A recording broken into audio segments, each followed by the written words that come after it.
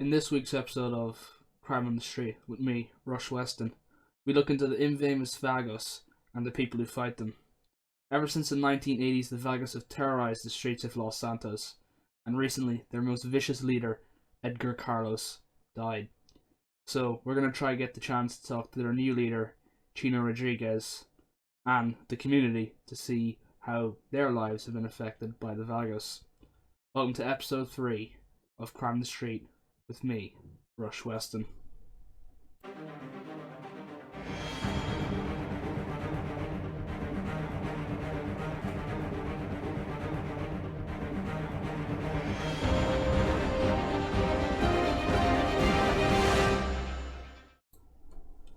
Everywhere we looked, we heard stories, bad stories, about the Vagos and their infamous reputation of drug trafficking and brutally murdering their enemies.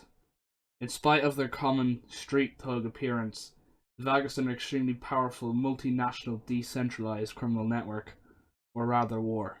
Much is still unknown about the Vagos since the death of their brutal leader Edgar Carlos, and today is the day we hope to learn more about them. So wish us luck as we go into the belly of the beast. And so I think it's fair to say, since the 1980s, the Vagos have had a bit of a bad reputation for trafficking stuff and killing their enemies quite brutally.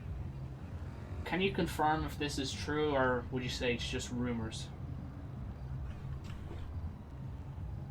Is my identity going to be used publicly? No, it's okay. We won't identify you. I'm going to say with the specific members, yes, but not all of us do it. Okay, so some are more timid than others. Yes. So what's your relationship like with the Vagos? Like your personal role. I'm currently, what do you guys call it? Henchman? Yeah. I'm just a henchman. So recently, I'm sure a close friend and a Vagos leader, Edgar Carlos, died, who was not known for the right reasons, to say the least. What can you say on this? Carlos? Carlos? Yeah. Carlos was a good hombre. He was like brother to me. Okay, sorry to hear about that. How would you, as a henchman of the Vagos, describe the Vagos? We are familia. We all work hard, pay taxes, like Uncle Sam. Yeah. So what's next for the Vagos? What's the next step? We just want a better life, fool. Want to move out of the suburbs, out of the hood. Yeah. We don't want a life of crime, but Uncle Sam needs the bills paid, and sometimes we do what we have to do. Yeah, no, you do what you have to do to survive. I get that. So, like, what's the plan for what's the relationship between you and the PD? We've been trying to stay under the radar, so we don't have a relationship, good or bad, as far as I know. Yeah. We've just been doing our thing, trying to make that money, chase Yeah. the dough. And would you say your actions as a gang and a family affect the surrounding communities much? No way! Look at us. Look at all of us. Yeah. We just drink, party, have a good time. Yeah. Do we look like anybody here is afraid? No. What about a few neighborhoods over? Be standing out here in the open. What about a few neighborhoods over? That, I don't think so, because of some unfortunate events. We've had a little bit more law enforcement presence. Yeah. And I think that helps with the neighborhood, keeping it a little more calm. Of course, places like dark alleys and unlit streets are, at your own discretion. Yeah. but for the Well, most part, it's cleaning up. that's good to hear.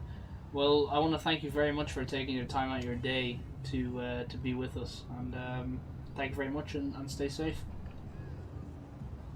Thank you, Mr. West. Weston, yeah. Weston. After a good talk with a minor level Vagos member, I got a better idea of the family ideology the Vagos had implanted in their heads. They claimed everything they do was not just because they want violence, but just because they know no other way of surviving in this brutal economy. I could have left it there and said, it's okay because you're clearly just trying to survive, but I knew there was something much, much more to this family than just surviving. Surely all the stuff they've done, all the murders they've committed, wasn't just in the name of survival. I knew there was one man who could answer my questions. Ex-Commissioner Bradley Hale. And answer my questions he did. He told us the real Vagos. And so, I guess you could say the Vagos have a bad reputation for drug trafficking and brutal killing. Can you confirm this is a true statement, or is it just simply rumors? Honestly, in my case, I have witnessed them cause atrocities that honestly are unthinkable. I've seen Mm. gang warfare, I've seen drive-bys. It's the cliche, doing it like it's 91 sort of thing. Yeah, yeah. It's quite horrible. So what's your relationship like with the Vagos from your standpoint? Honestly, just crime. I've never met a Vargos member that's came up to me politely. Mm. I've never witnessed a polite Vargos member. Yeah, yeah, Usually, it's at the end of a gun. yeah. Now I'm sure you're familiar with the name Edgar Carlos, who was a Vagos leader for a very long time and known for being a brutal killer, and he's recently died, and a new person has come up. But what can you say about Edgar Carlos and anything you know about your experiences with him? Uh, Fuck. Obviously, again, it was gang warfare related. Yeah, yeah, Uh, I can just remember him attacking officers just to get to me. yeah, yeah. Do you use that kind of a certain personality? Honestly, I think the world is better off without them. But if Mm. a new person is uprising, then the NYPD need to step up and deal with it before it's too late. Yeah, over the years, Vagos has caused trouble since the 1980s. In fact, going back that far, how much trouble has the Vagos caused in the city? You know, when you were commissioner, and since you've been commissioner, you know how what's it been like? Can you describe some of the events for us? Uh, well, the main one I can describe to you is the gang warfare.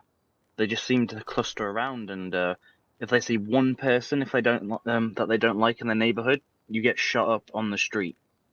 Yeah, yeah. That's the worst for it. Obviously, there's the drug crime. Mm. Just honestly, I wouldn't know what to tell you except it's like it's from a movie or something. Yeah, yeah. Um, so, what would you say is the plan to stop the Vagos in the future from committing anything worse, or even committing the things they're committing right now? Well, as I always said at the NYPD, they're hiring new officers every day, always on the lookout, and as the community grows, so do they. Yeah. So, would you say the community can rest safe knowing that the PD is keeping the Vagos at bay? 100%. And I believe that they're in safe hands. mm. And lastly, as usual, would you recommend anything to the community to do to stay safe during this dangerous time and the dangerous times to come?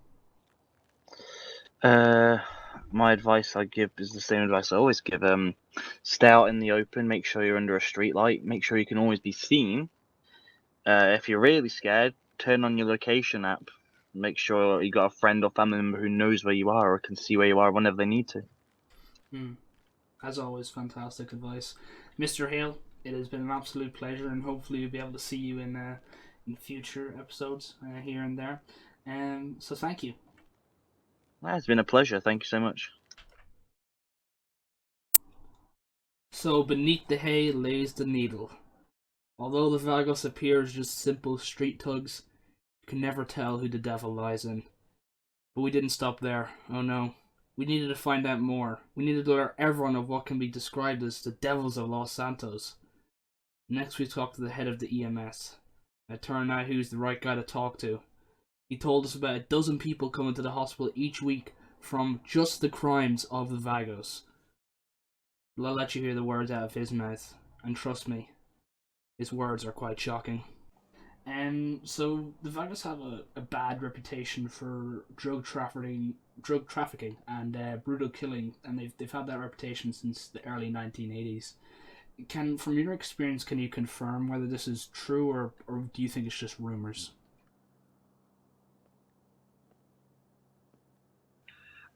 I would say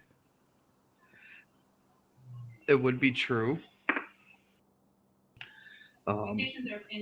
We've had quite a few come in that said they've been attacked by them. I personally haven't come across any of them. I've only come across all the victims of them. Yeah. So I can only go off of what they told me so far, but from what everybody's been telling me, that they're not people you want to mess with. Yeah. And weekly, how many people would you have in that have been attacked by the Vagos or just, affected by them? I'd say minimum of a dozen a week. So moving on, what's your relationship with the Vagos? Obviously, you said you haven't met them. Well, would you say they know you? Would you say you know them very well, or? I don't. I've only heard things. I'm sure they know me because I'm pretty popular since I'm the head of the hospital, and yeah, I'm always driving around everywhere and all around town. So I'm sure they see me around. A person called Edgar Carlos has recently died. You might have been involved in the, I guess, medical side of him, and he was known for being an absolute brutal killer and a Vagos leader for a number of years. Can you say anything about him? Have you had any experiences with him, or is he a new name? That's a new name. Yeah. So over the years, obviously they date back to the 1980s and 90s. Over the years, how much trouble has the Vagos caused for the medical services in the city? We don't have a lot of staff members, so we're kind of stretched a little thin. Yeah. So sometimes we can't respond to all the calls that are coming in for that. Yeah. So can the community rest safe knowing that the EMS is keeping the Vagos's absolute wrath at bay? We do what we can with the help of PD, but we can only do so much. And with us, unfortunately, we're called when the bad stuff has already happened. Yeah. So it's kind of like we're kind of the savior, but we're only called when we're absolutely needed, and someone is gonna go if we're not there. Yeah. Well, it's been absolutely fantastic talking to you, Mike, and thank you very much for this interview. I'll be seeing you around. Yeah, not a problem, man. Have a good one. Appreciate it. After all this, we had to sit down.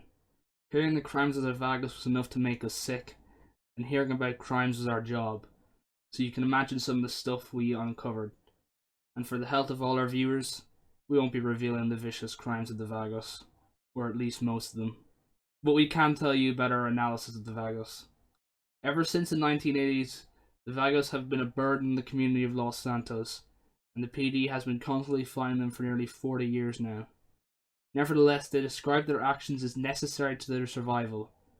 Personally, I'd call it messed up morals, but there's a lot more to this than messed up morals.